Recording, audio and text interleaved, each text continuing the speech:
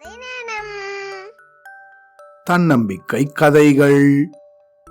கடமையை செய்.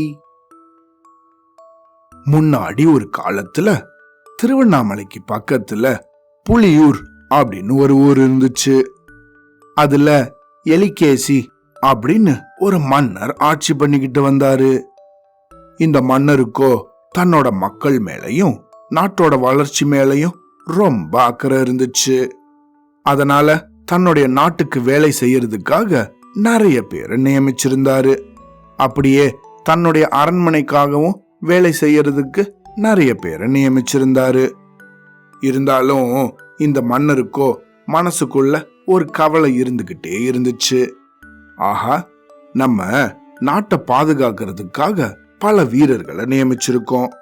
அவங்களும் போர் நடக்கிற சமயத்துல நல்லா திறம்பட தான் போரிடுறாங்க. அவங்களுடைய வீரத்தை பற்றி எந்த ஒரு சந்தேகமும் இல்லை. அதே போல நம்ம அரண்மனையிலையும் நிறைய பாதுகாவலர்களை வச்சிருக்கோம். நமக்கு பாதுகாப்பாக இருக்கிறதுக்கு ஒரு நம்பகத்தன்மையான விசுவாசமான நபரை நம்ம தேர்ந்தெடுக்கணும். நம்ம அரண்மனையில இத்தனை பணியாட்கள் இருக்கும்போது இதுல யார் விசுவாசமானவங்க, யார் உண்மையானவங்கன்னு எப்படி கண்டுபிடிக்கிறது அப்படின்னு குழம்பி போய் ஒரே சந்தேகத்தோட இருந்தாரு. அப்படி சந்தேகத்தோட இருந்தது மட்டும் இல்லாம தன்னுடைய முக்கியமான அமைச்சர்களை எல்லாம் கூப்பிட்டு அவங்க கிட்ட அறிவுரையும் கேட்டாரு. அப்படி அறிவுரை கேட்டதுல ஒரு அமைச்சர் மன்னர்கிட்ட, மன்னா, நீங்க நல்ல ஒரு விசுவாசமான நபரை உங்களுக்கு பணியாளாக தேர்ந்தெடுக்க என்கிட்ட ஒரு யோசனை இருக்கு அப்படின்னு மெதுவா மன்னரோட காதுல ஒரு யோசனையும் சொன்னாரு. அதை கேட்ட மன்னருக்கு இந்த யோசனை பிடிச்சு போகவே அதை செயல்படுத்தவும் விரும்பினாரு. ஒரு நாள் தன்னுடைய பணியாட்களை எல்லாம் கூப்பிட்டுக்கிட்டு நகர வலம் வரலாம் அப்படின்னு வீதி உலாக்கு போனாரு. அப்படி வீதி உலாக்கு போயிட்டு திரும்பவும் அரண்மனையை நோக்கி வர சமயத்துல தன் கையில இருந்த பணப்பைய திறந்து அதுல இருந்த நிறைய தங்க நாணயங்களை எடுத்து வீதியில வீசினாரு.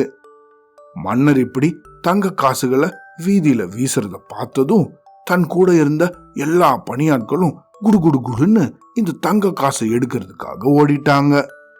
ஆனா இத்தனை பேர் ஓடி போயும் கூட ஒரே ஒரு பணியாள் மட்டும் மன்னர் பக்கத்திலேயே அவருக்கு பாதுகாப்பாக நின்னுகிட்டு இருந்தாரு. கொஞ்சம் கூட தன் பக்கத்திலிருந்து அசையாம எங்கேயும் ஓடி போகாம நின்ன இந்த பணியாளை பார்த்து, ஏன்பா, உனக்கு தங்க நாணயம் வேண்டாமா அப்படின்னு கேட்டாரு இந்த மன்னர். மன்னர் இப்படி கேட்டதும் இத கேட்ட குமரேசன் அப்படிங்கிற அந்த பணியாளோ, மன்னா, எனக்கு உங்களுடைய பாதுகாப்பு தான் முக்கியம். என்னுடைய வேலை உங்களுக்கு பாதுகாப்பாக நிக்கிறது தான். அதை விட்டுட்டு இப்படி நாணயத்தை எடுக்கிறது என்னுடைய நாணயத்தை குறைச்சிரும் மன்னா அப்படின்னு சொன்னாரு.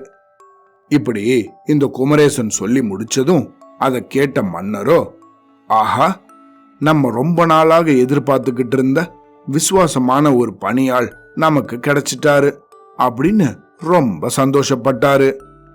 அது மட்டும் இல்லாம தனக்கு வாரிசு இல்லாம இருந்த இந்த மன்னர் எலிகேசியோ தன் காலத்துக்கு அப்புறமா இந்த குமரேசன் தான் தன்னுடைய நாட்டையும் ஆட்சி பண்ணணும் அப்படிங்கறதையும் தன் அமைச்சர்களை கூப்பிட்டு முடிவெடுத்து அவங்க கிட்டையும் சொன்னாரு.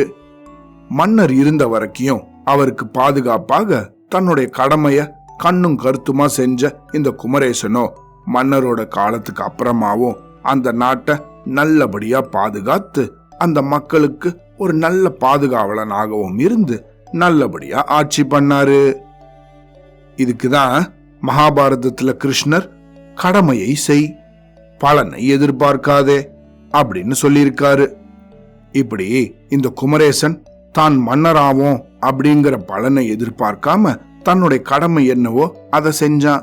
ஆனா அவனுக்கான பலன் கிடைச்சது.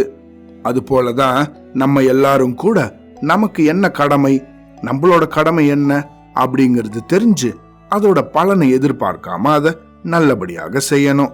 நம்ம கடமையை செஞ்சோம்னா அதுக்கான பலன் நிச்சயம் நமக்கு கிடைக்கும். சரியா? அவ்வளோதான்.